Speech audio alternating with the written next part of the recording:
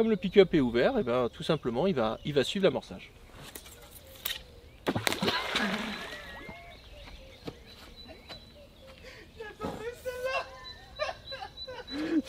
Je l'attendais.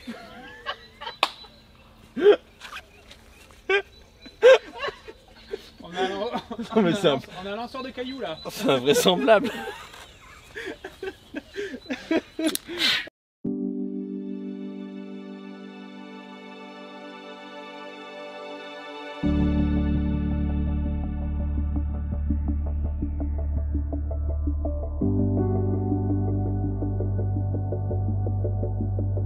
La pêche de la carpe revêt de multiples aspects. Il y a énormément d'approches différentes qui vont du zigrig jusqu'à l'amorçage traditionnel. Et pour ce dernier, on a besoin d'accessoires.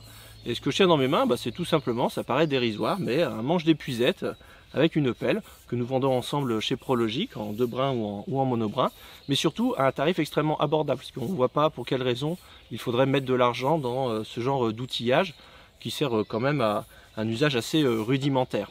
Je voudrais quand même en dire 2 mots parce qu'il se trouve que c'est une technique que j'affectionne tout particulièrement d'amorcer avec les bonnes vieilles farines. Et ça correspond en fait à 2 moments dans ma vie de pêcheur. Il faut savoir par exemple, cette bonne vieille pelle que je vais vous présenter m'a permis de remporter avec Fred une sorte de championnat des USA de pêche de la carpe. Et à l'époque, il y avait beaucoup d'Anglais qui étaient venus évidemment essayer de remporter le titre, aussi parce que les enjeux financiers étaient assez importants. Et c'était à l'époque la mode du single bait, c'est-à-dire de l'appât isolé, fluorescent, qu'on laissait au fond sans amorçage autour. Et Fred, qui est très fin stratège, avait décidé de prendre le contre-pied de cette approche. Et d'ailleurs, ça a donné lieu à une anecdote assez cocasse à la frontière. Quand à la douane, les douaniers sont aperçus qu'il avait 30 kg d'amorce en sachet d'1 kg dans sa valise. Mais c'est ce qui nous a permis de remporter ce championnat. Et je me suis remis dernièrement à beaucoup pêcher avec des farines, parce que la mode du zigrig a pris de l'ampleur en France. Et toujours dans la même logique de contre-pied, eh bien, aller complètement à l'opposé de la mode, c'est-à-dire pêcher avec des boules d'amorce, comme de la pêche au cou. La carpe, ça reste de la pêche au cou dans le sens qu'on amorce un coup pour les faire venir. Eh bien, ça m'a permis de renouer avec de très bons résultats. Et si j'en parle, c'est de cette pelle d'amorçage. D'abord, elle est dans la catégorie Avenger, donc elle ne coûte vraiment pas cher. Et j'ai pu l'éprouver, elle a deux atouts qui sont majeurs et déterminants dans le choix d'une bonne pelle d'amorçage. D'abord, le manche d'épuisette peut très bien vous servir de manche de rechange si vous cassez le vôtre. Et puis, il est suffisamment solide pour pouvoir supporter la propulsion de boules qui peuvent faire jusqu'à 1 kg. Mais elle a, comme c'est un manche en carbone, elle a quand même une certaine souplesse, ce qui confère du dynamisme en fait à votre geste et vous permet de lancer plus loin les boules d'amorce. Car évidemment, toute l'idée c'est celui du bras de levier à la base, qui vous permet en fait de lancer ces boules d'amorce. Mais en fait, le bras de levier il est en votre défaveur, la longueur du manche elle est en faveur de la boule d'amorce et pas de votre énergie à vous.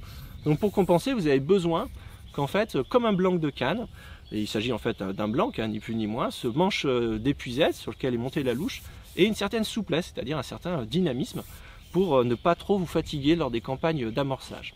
Ensuite, je vais vous montrer l'astuce qui nous a permis, à Fred et moi, de remporter ce championnat des USA, et vous verrez que c'est tout bête, que c'est même assez amusant, mais que c'est aussi extrêmement efficace.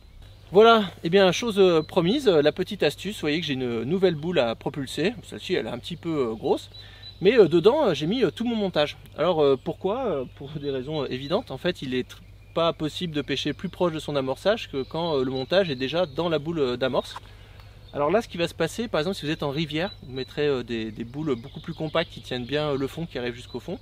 Là comme le fond est un petit peu vaseux, je m'arrange pour qu'en fait la boule elle éclate en l'air ou à l'impact sur l'eau, de manière à ce qu'elle s'enfonce pas trop dans la vase et que j'amorce pas pour rien. Mais évidemment, c'est un autre atout, c'est que le montage peut jamais s'en mêler. Et donc ça permet aussi de pouvoir avoir une meilleure pluralité de montage, par exemple avec des tresses souples, quand beaucoup de gens utilisent des montages raides, etc. En tout cas, ce qui va se passer, c'est que j'ai mis mon montage dans la boule dans ma pelle d'amorçage. Et comme normalement le mieux c'est de procéder à deux pour pas qu'il y ait d'impondérables du style un cordeling qui se prend dans les anneaux, je ne sais pas. Là je suis tout seul, je me suis contenté d'ouvrir le pick-up, mais d'habitude ça se passe plutôt bien.